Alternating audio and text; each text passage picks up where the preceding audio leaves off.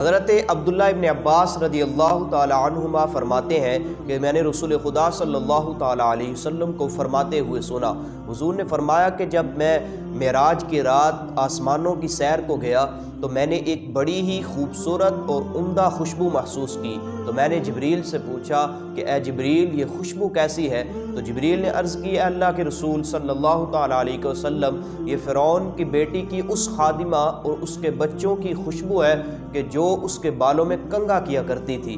حضور نے فرمایا مجھے تجسس ہوا تو میں نے اس کا حال پوچھا تو جبریل نے عرض کی اے اللہ کے رسول صلی اللہ تعالی علیہ وسلم فرعون کی بیٹی ایک دفعہ بیٹھی ہوئی تھی اور اس کی خادمہ اس کے بالوں میں کنگھا کر رہی تھی۔ کنگھا اچانک نیچے گرا اور اس کی خادمہ کنگھے کو اٹھانے کے لیے نیچے ہوئی اور اس نے اپنی زبان سے بسم اللہ کا کلمہ کہا۔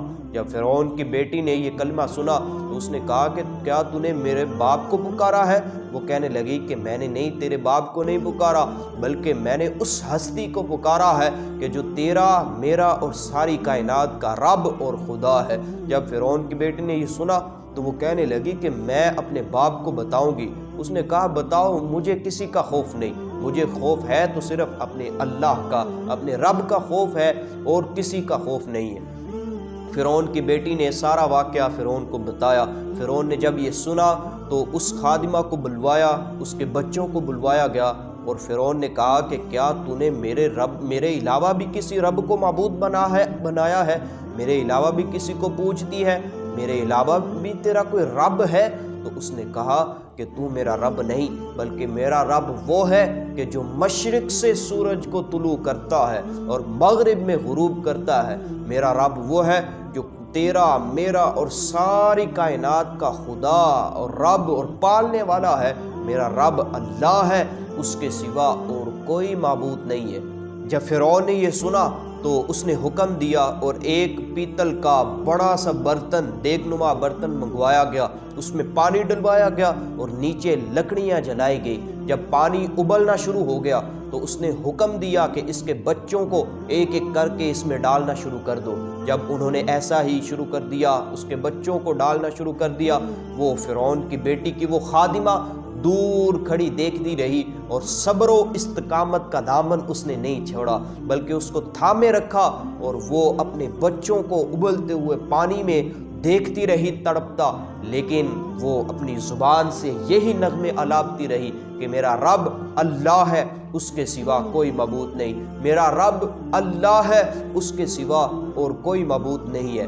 لیکن جب باری آئی نا اس کے شیرخوار بچے کی، دودھ پیتے بچے کی، جب اس کو ڈالنے لگے تو اس کی ہمت اب جواب دینا شروع ہوگی، ٹانگیں کانپ رہی ہیں اور ہمت ٹوٹ رہی ہے۔ اللہ نے اس بچے کو، دودھ پیتے بچے کو قوت گویائی عطا کر دی اور وہ پھر اپنی ماں کو تسلی دیتے ہوئے کہنے لگا کہ اے اماں پریشان نہ ہو، غمزدہ نہ ہو اور اپنی ہمت کو تھامے رکھ، صبر و استقامت کا دامن نہ چھوڑ۔ یہ دنیا کی مصیبت اور آزمائش آخرت کے عذاب کے مقابلہ میں بہت زیادہ ہلکی ہے، مجھے یہ آزمائش میں چھلانگ لگانے دے تاکہ مجھے آخرت میں کامیابی حاصل ہو اور کامیابی میرا مقدر ہو۔ حضرات ذی وقار، اس نے صبر و استقامت کا دامن نہیں چھوڑا۔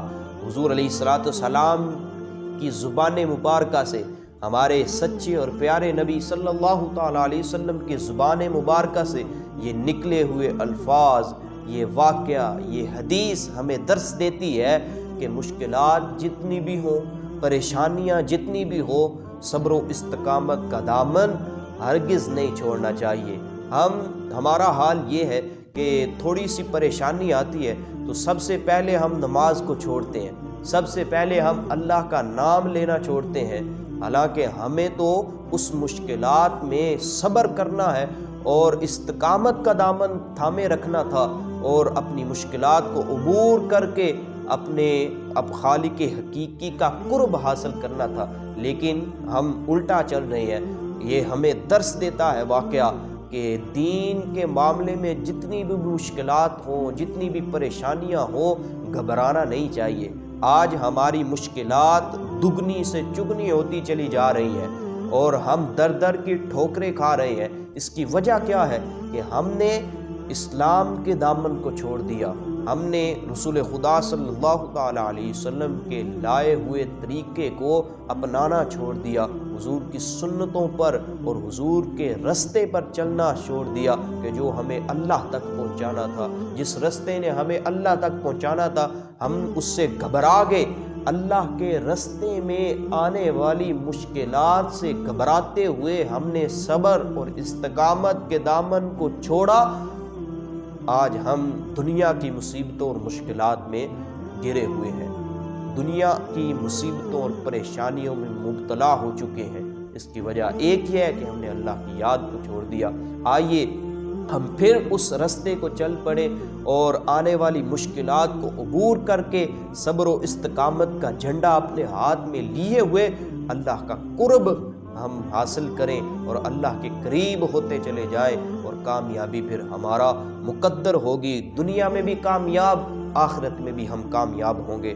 اللہ تعالی ہمیں اس واقعے، اس حدیث سے سبق حاصل کرنے اور حضور کے ارشادات پر عمل کرنے کی توفیق عطا فرمائے۔